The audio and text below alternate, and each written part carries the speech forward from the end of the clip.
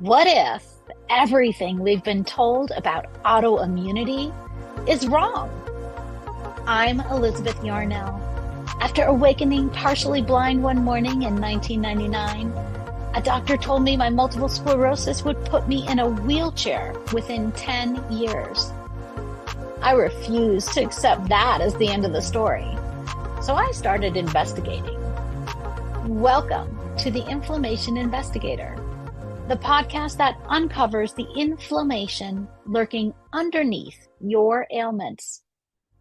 Because autoimmune and chronic conditions should not be viewed as death knells when they are actually alarm bells. I'm a traditional naturopath and founder of the Inflammation Academy. And in 2 episodes every week, we dig into what conventional medicine might be missing. If you're living with chronic or unexplained symptoms, this investigation is for you. Your body has been trying to tell you something. Let's start listening.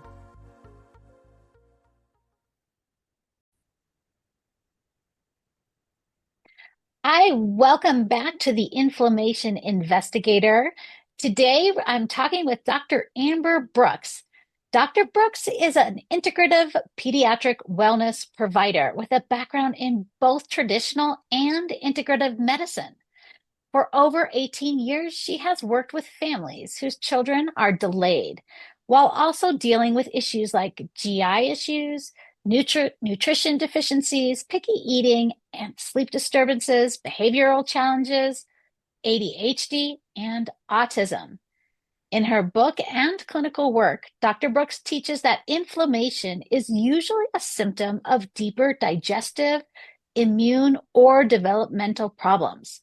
She uses a whole child approach that looks at appetite, behavior, bowel habits, and sleep together, then helps parents understand what questions to ask and what patterns matter most. Her goal is to reduce shame and power struggles around difficulties and to give parents a clearer path forward. Dr. Amber Brooks, welcome to the Inflammation Investigator. Thank you. Thanks for having me. Yes, so let's start off by saying what brought you into this work with children with developmental delays and autism and ADHD, these kinds of issues? Yeah, so I knew in school I was going to do pediatrics. That was a given. I've worked with kids since I was 12 or 13. And so I was working in a clinic right out of school, and a woman had come in to see one of the other doctors in the office and was talking about her son with autism and how he had recovered. And this was in 2007. So one of the doctors mentioned it to me, and in my mind, I was said to myself, recovered, what does that mean? Like, that's not a thing. And so she had actually documented it and made sort of like a home video kind of deal about their journey. And so I went home and watched it that weekend and was just shocked. And all the things that I've done for myself through the years, nutrition and diet and controlling inflammation and knowing that food is both wonderful and horrible all at the same time, depending on what we're putting in our bodies, and how that somehow slowed down that inflammation enough for him to sort of come out of his diagnosis. And so that was the kind of the beginning of the curiosity. And within about 18 months, I was, just seeing kiddos with delays and on the spectrum. Also, I'm going to sprinkle in chronic illness and genetic variations. So that's also things that I love to do. So that's kind of the story.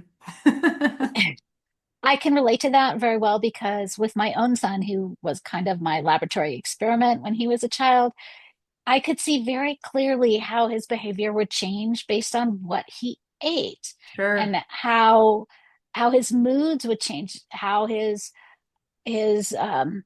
what's the word I want to look for? His not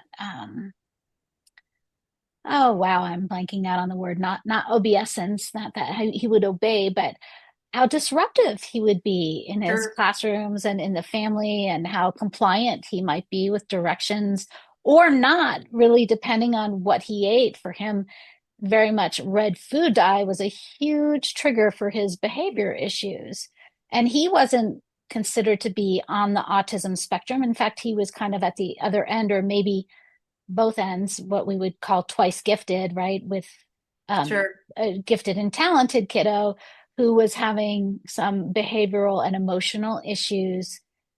And I was able to really track it back to food. So, how has your work been affected? Do people accept that you work with that there's behavioral and environmental changes that you can make that can change their kids' lives with these developmental issues? Yeah, it's hard to ignore, but it's also hard to see through the woods when you're standing in the middle, right? And so I think a lot of parents are drinking through a fire hose, especially just where we've come along in technology, what you have access to, what you can find out, whether it be true or false. Let's preface it there. But I feel like over the years it's gotten better. Back in the early days, it was one of these things where I was more of a last resort than a first call, Right. Hmm. because the diagnoses were being done, or still are done, by developmental pediatricians, psychiatrists, and neurologists. So they focus on this as you know, a code, a DSM code of, behavioral and or neurological, right? Uh-huh. And so in order to get things paid from insurance, they added it to that side. And so it became and is, neurological, but most parents go, they get a diagnosis and then they're told, do ABA for the behavior or get on medication for the behavior. So treat the behavior, right? Suppress that, and then that's all you can do. You're sort of stuck, which is a prison for a parent. That lack of being able to help or control, or living in this maybe world of, well, maybe it'll get worse, maybe it'll get better, maybe it will stay the same. It's just terrible. So I think that, I'm a scientist too. So I think there's definitely what, people would say, there's a woo-woo side of me, and then there's a very, staunch scientist side of me. And so the two of them kind of mesh and meet in the middle. So I like to see how the kids are doing clinically on labs and things like that, right? I mean, when parents come in and say, they have mood swings, or they're refusing to eat, or they don't, oh, they only poop once a week and we were told that was normal, or they're picky eaters and they eat three foods, right? Oh, well, all kids are picky eaters.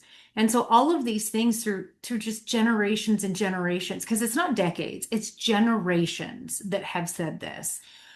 Their mothers, their grandmothers, their family doctors, they're even, and of course, their new pediatricians are being taught by those doctors. And so it's just this perpetual cycle of, let's pay attention to what we don't like, which is the behavior, be it lack of language, be it stimming behaviors, vocal tics, meltdowns, right? Where parents can't leave the house because they can't really trust they're going to get to a restaurant and it's not going to be a nightmare. And that's Uh-huh. embarrassing, right? You get somewhere and other people are kind of looking at you like, deal with your kid. And you're like, I'm doing my best, right? And so I think it becomes really easy when you hold their hand through it. It's really hard to tell someone, do all these things in your kitchen. Good luck, right? So yeah, I have parents come to me and say, yeah, we tried diet changes, it didn't work. And so I say, would you just give me a chance? Would you just give it another chance and let me help you through it? And I've been restricted in my own diet through the last 25, 30 years. So I taste a lot of the things that kids would eat or kids would want to eat, so that I can help parents and coach them on, like, hey, this is a good brand. This tastes like this. The kids usually they're very texture oriented. So if I can tap into what those things are that they're getting drawn to, I can often find substitutions that are appropriate without mom having to sort of grow her own garden and, cook from scratch, which can be almost impossible, I think, for a lot of people, including myself. So it's one of these things you have to make it reasonable and doable because eating McDonald's 3 times a day is about as worse as it can get. So any improvement from there, I'll take it, is kind of how I handle it in the beginning. And then, of course, that it speaks for volumes. The kids prove me right every time. So they make it easy for me to do my job. So when you work with kids with autism and ADHD, and we'll just kind of group them together for this Sure. conversation, and you change their diet, what else do you do for them besides dietary changes? Yeah, that's a great question because I think I do have parents that come to me saying, we saw a nutritionist, we did the diet change, we just didn't see much progress. And I've always taught that the body can be pretty cranky. And luckily, God gave me a very cranky body. So I understand that struggle. And so I tell parents sometimes it's the way that you do it and the order that you do it and the way that you support it, right? It's not always about that one thing I did. Even though we've all had experiences in our own health journey that we say, hey, we did this and oh my gosh, that was a life changer, right? But was it really Hmm. that one thing? How about the 10 things you did before that, right? And so for me, I think it's important to sort of support their system. All of the kids are coming in, you know, very, very nutrient deficient. A lot of them are having bowel issues, sleeping issues, picky eating issues. And that's not to say that a neurotypical child does not have nutritional deficiencies, because that's just not true either. I could Hmm. take any kid Right. off the street and they're going to have that. Unfortunately, it affects the kids on the spectrum just a little bit more because they are a bit more sensitive, right? So they don't have those vitamins, minerals, nutrients, and good things to sort of slow down inflammation in their gut in general, even digest food and take nutrients from it. Every once in a while, every once in a blue moon, I get a kid who's a great eater, and the labs still look junky, and you think, well, we're feeding them all the right things. And I have parents I know are absolutely doing all the things, right? And it's still not working. And so that can be really frustrating. So for me, it's supporting them even above and beyond that with supplements and getting their system sort of back up and running, filling in those gaps. And I assume you use some specific lab tests to figure out what supplements to use. Yeah, usually in the beginning, I mean, in functional medicine, I mean, we could go on and on for days. We could probably blow all the money in your bank account if we wanted to on labs, right? Right. So I sort of, I always say I spend your money as if it were my own, right? So what is the best bang for the buck? What's going to tell me the most information right now? And my primary concern is getting the kids out of pain. And my families will say, well, they're not in pain. Well, a lot of my kids are nonverbal, actually, most all of them. And so they can't really explain that they're in pain, but their behavior, those meltdowns you see, that short fuse you see, right, Right. um is pain, is I'm uncomfortable, is I don't like that. That picky Right. eating, same thing. It's I don't want to eat that. That is painful. Food for you and I, amazing. I mean, you and I are strict. You're even more strict than me, but it's still like I still like to go out, right? I still like to go out and eat things, and I get excited about that. Like we went and had sushi last night. Um, but my kids in my practice, food is for survival only. I mean, they don't enjoy their food. They don't, I mean, they obsess, right? To the point of Uh-huh. I want that brand. If it's not that box, if it's not that color, they're looking at mom like, I'm not eating that chicken nugget. That's not the same brand, right? And it's because it's pain. It's what's safe for me is what I want because I've decided that these things in my box are safe, albeit maybe they are good choices. Maybe, but most of them, as you and I both know, are not good choices. um, but parents are stuck. It's like, well, if I don't feed them that, they won't eat. And it's true, they won't. They absolutely won't until they're out of pain. So for me, that's my first goal. I need them out of pain. So I like to look at urine, stool, blood work, and then depending on the kids, will go this way or that way. Because all my parents come in on a different journey and in a different place. And Mhm. so I kind of take it from there, what we need to do additional testing on. Again, because you can run the gamut of stuff and it could all come back. It's fine. It's not, but my tests, those three tests are not going to come back okay and pretty. They're not. And so that's what I like to start focusing on. While you were talking about that, it reminded me of that movie about Temple Grandin. Do you remember Yeah. that? Claire Yeah. Danes played it, and Temple Grandin, who was on the spectrum, Yep. right? And she only ate yogurt because, and Jello maybe, definitely yogurt because they talked about in the movie that she had a sensitive stomach and only trusted yogurt. But meanwhile, she, we could both be thinking, well, that she might be keeping herself in that state more because Yeah. she's only eating yogurt, and maybe even the dairy and everything else in the yogurt Sure. could be contributing. But I want to go backwards a little bit. So, for the purposes of this podcast, which is Yeah. all about inflammation, how is inflammation connected to autism and ADHD? I don't think that's a connection that most people would make. Yeah. Yeah. I think it's one they're starting to make because parents are starting to have their own health issues, mainly around inflammation, autoimmune, gut issues, right? But we've always called the gut the second brain, and I think many are now will say it's probably the first brain. And so early on, I take a very detailed intake. It's about 20 pages, just my intake alone, because I want to know when did you see things happen? What were they eating? Types of things. Because a lot of times sometimes first foods never go well, right? And they started out of the gate picky eating. Some of them, not so much, but other signs of inflammation. So they had horrible rashes. They were sick all the time. There's always reflux. There's always something I find that was actually the seed of the problem back then. And then we went ahead and threw milk, oats, carbs, grain, gluten, and we glutened them and dairied them to death. And so we fed. And for a majority of us, even my parents will say, we went gluten and dairy free and like, I feel so much better.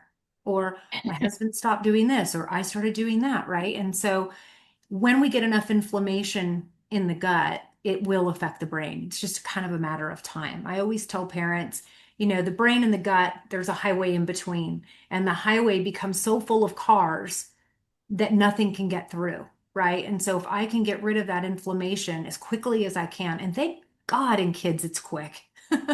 Thank God it's so True. quick. It's not like us. We're like little hot messes walking around in society, but the kiddos, they can't grocery shop for themselves, right? They can't.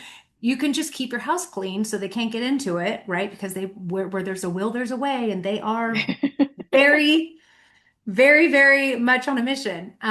But that it's the same with adults. It's that gut brain connection that's just messy. And I tell parents, we see such great, incredible results, but I tell them, do not forget that you can go back. You can fix, repair, remove, do all the fun things, but then you can regress, which is the other R I don't like, right? So Right. my job, a lot of it is education. I spend a lot of time with families so they understand, look, these vitamins and supplements are only for a short time, right? But the things we're learning about their body is sort of for the long term. So after 6 months or so, we kind of go, okay, we've looked at labs, we know things are better. What do we stay on long term, right? What are those predispositions that maybe got us there? Because we all carry that stuff. That's why we get family histories. Because if you look back on Right. family histories, it's inflammation as long as the list is. Right. So yeah, it makes them very foggy. Like people will say, oh, my child is really spacey. It's like they're there, but they're checked out, right? Right. And you and I know that's food too, right? That spaciness. We've all felt it, that kind of like you get done eating and you're like, oh, right? That's what your kid's going through, inflammatory, right?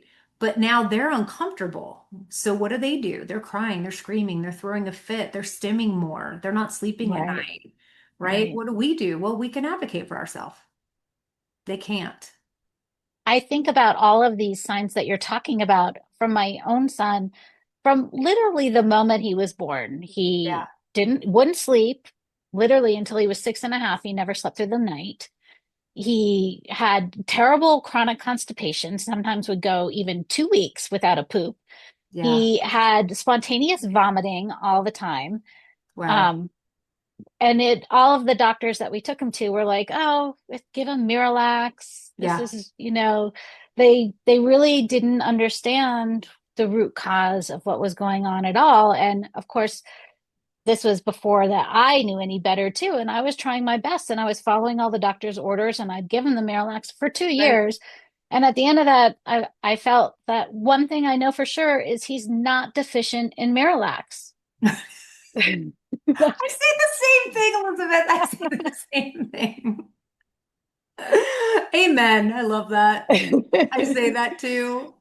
I say that too. And but it's true. And I always tell parents, look, none of this is your fault. You did not do anything wrong. Matter of fact, you did everything right. It's the advice that we're giving you that sucks. It's Right, not you, it's us. It's our system. It's how we think.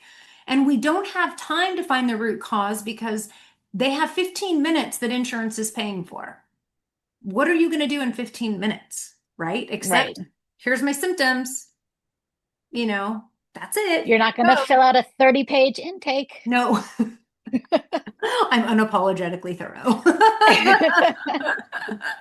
But you That's have to true. be, you should be, because Yeah, that's really the due diligence part of all of sure. this Yeah. is And it's true. understanding. They can't advocate for themselves and they don't complain. God bless them. Um, but with enough data, I'm really confident at what's going on by after that hour long conversation with my parents. Hmm. Like, no Hmm. doubt, right? And I love what I do because every kid is different. But there are things that those threads with patients that are the same, right? And the thread is is real. And now I think the new statistic is like 1 in 6 children have a chronic illness. Wow, I haven't seen that stat for children, but that's not surprising because I think it's 1 in 3 adults have a chronic illness. Mm.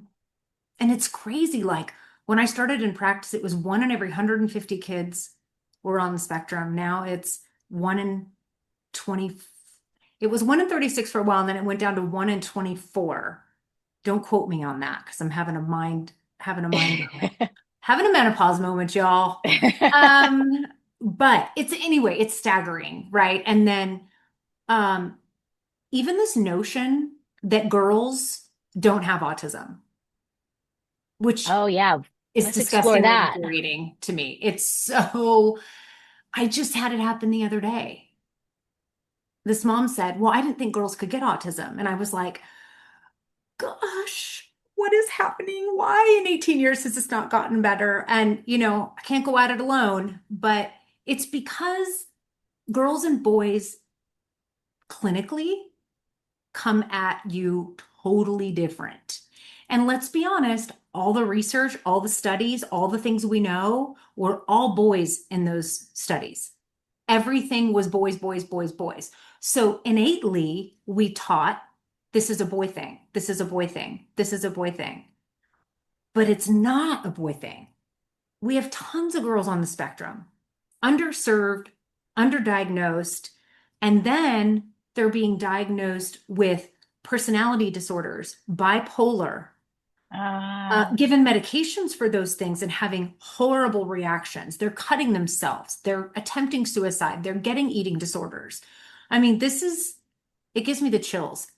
I have for years, April is Autism Awareness Month, and for years and years and years, I've dedicated the entire month to girls on the spectrum. And even when we've done a couple videos in the practice, I would make sure I invited some of my moms, some of my girls, right? Because people need to see this cute little girl all the kids look perfectly normal and cute. This cute little girl is on the spectrum. right? Because they're looking for the kids screaming, flapping, sitting in the corner, not being social, lining up their cars. That's not my girls. My girls are social, some of them verbal. Well, a lot of them verbal. They like to be around people. They don't want to sit in the corner. And they're that we call them the great maskers because their repetitive play is playing the same way each time, like almost doing things exactly in this order. So they're playing Barbies Uh-huh. and they're sitting with another kid parallel playing, right? But they're doing the same actions a lot of the times. If you're really looking at their play, it's kind of like, or they're doing exactly what the other person's doing. They're great at mimicking. So it's how they mask really well. They blend in really well. And a lot of the boys that are, more severe on the spectrum don't want to be around people, right? Don't want to do that. And our girls are just not that way. Do they still have behavior issues? Yeah, yeah, for sure. But they have pooping issues, they have GI issues, they get sick, they get rashes, they get all the other stuff. It just we don't talk about it. We just say, "Oh, they're probably fine because they're not stimming and they play with other kids." Those two things make them not on the spectrum. And it's just like blows my mind. Like, y'all, they don't have to check every box. What are you doing? And I tell parents, please don't wait till you get a diagnosis. If something in your gut says something isn't right and this person's telling me not to worry, what is the harm in getting an assessment? Nothing. If anything, it's going to give you some peace. And some parents might be saying, yeah, I've gotten an assessment. They told me they were fine. I would be like, I want to talk to you about what assessment you had done. Let's talk about it.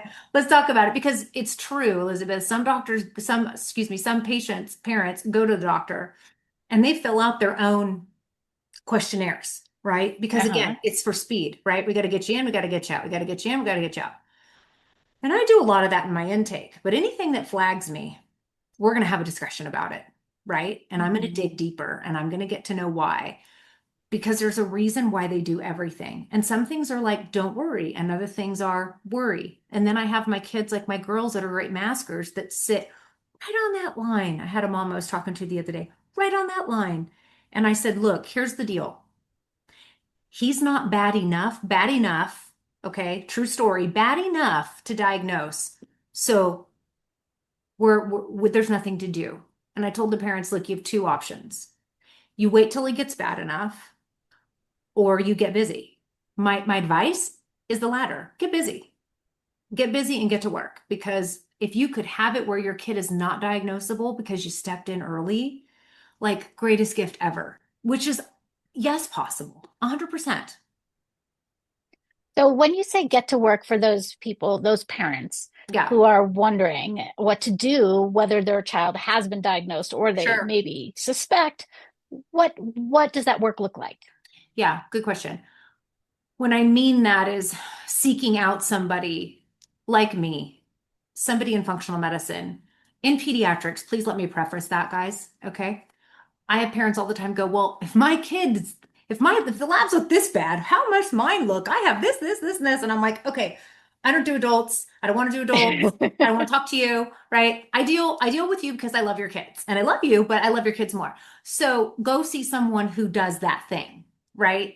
And so, no, we're not on every corner, right? But we're there, and we're accessible and doing the labs and finding out what is going on and having somebody to just really walk you through it, right? And for my parents, I do get parents that are, really afraid of the food. And even after I've walked them through, they say, you know what, I don't feel confident going to the store. I kind of panic.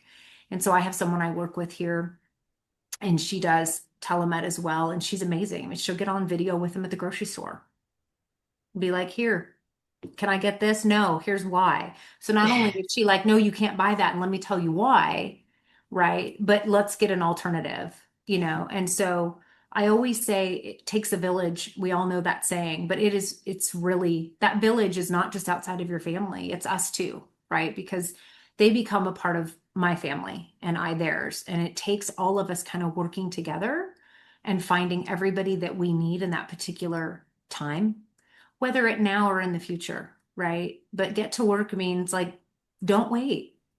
Just go see someone. Just go find out. Just get some, if nothing, get peace of mind, right? Right. So can But you parents are share? hard. Mhm. Right. It's tough to be a parent, I have to Yeah, so, say. so, so hard. Before I became a parent, I had a lot of opinions on parenting. And since I became a parent of a high demand child, that has completely flipped. Yeah, my parents will like I'm very easygoing, so I tell parents, look, lying to me or withholding anything from me is not to your benefit because I know what's going on and I'm not going to judge you. So like just tell me what it is so I can help you, right? Don't suffer in silence. That's just silly. Right. That's not helping anybody. No, it's not.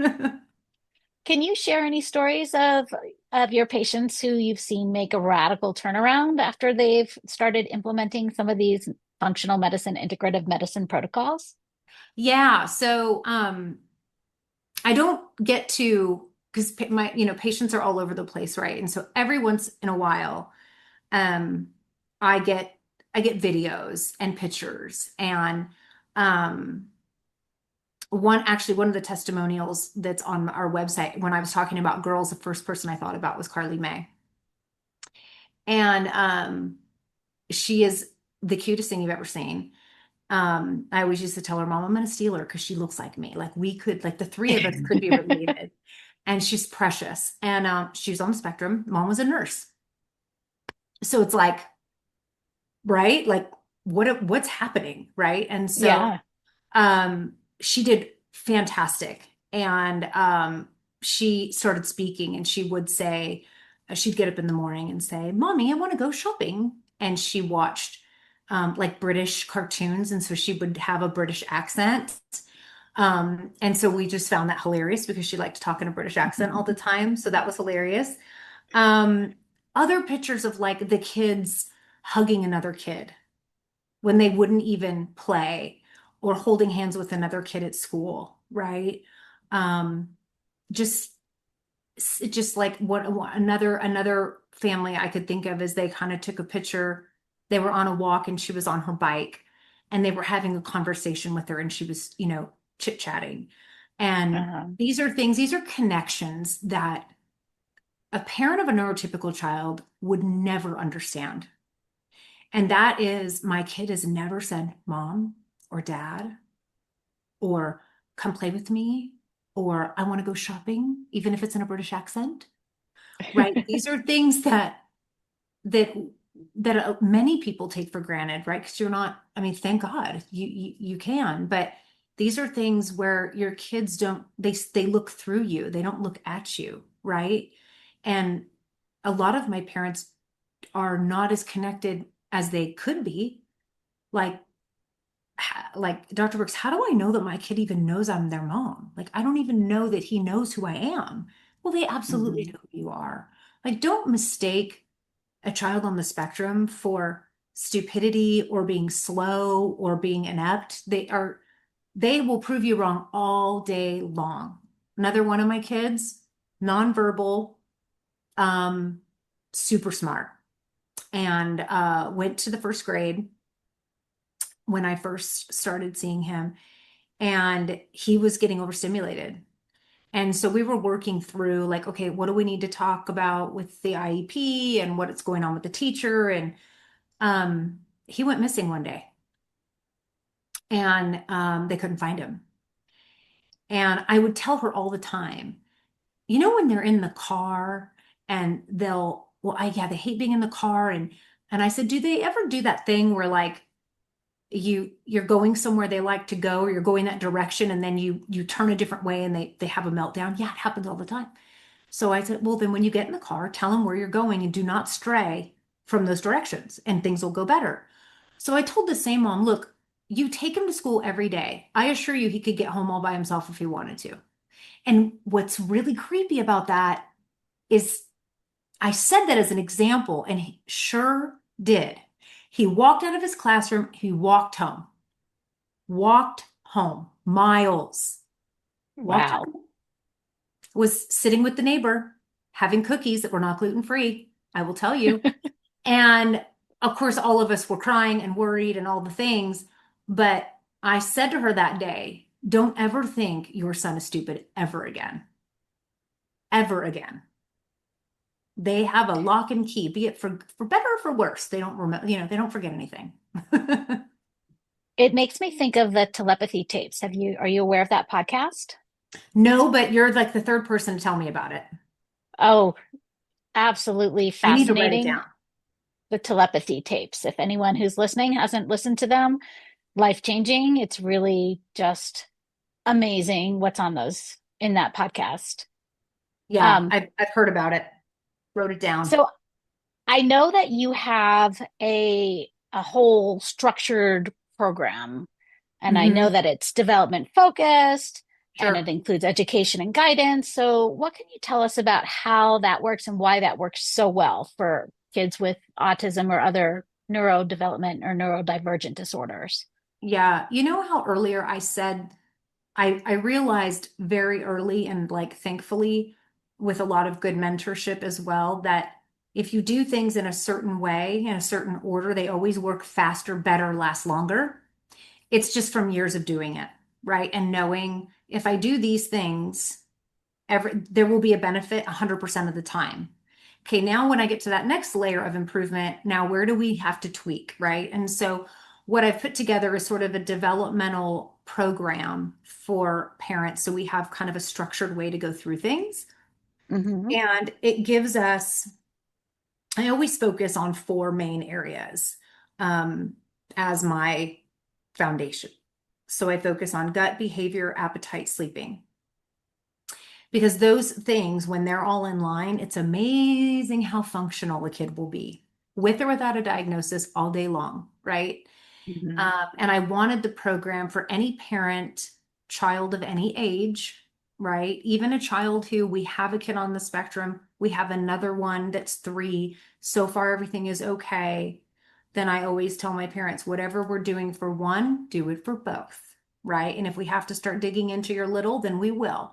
But I want the parents to have benefit across the whole family. It's not just about your kid on the spectrum, it's about all of you, right? Because we don't need more than one child in the house having issues or problems. And I don't want my kiddo being, you know, kind of the one left out of the family, right? And that's really psychologically not good. And I know people are like, they can't tell. Yeah, they can, right? It's the same way an infant knows what energy you have. If you're stressed and worried, they're screaming their head off and you're like, what's happening? Right? That never changes, guys. They just get a voice, right? And so I want them working with me, having handouts, videos, checklists, our labs, all that fun stuff. I love all the things that we have now, getting all the supplements delivered to the house and, all these great things that we have that we did not have even 10 years ago. So I like Right. to make it super simple.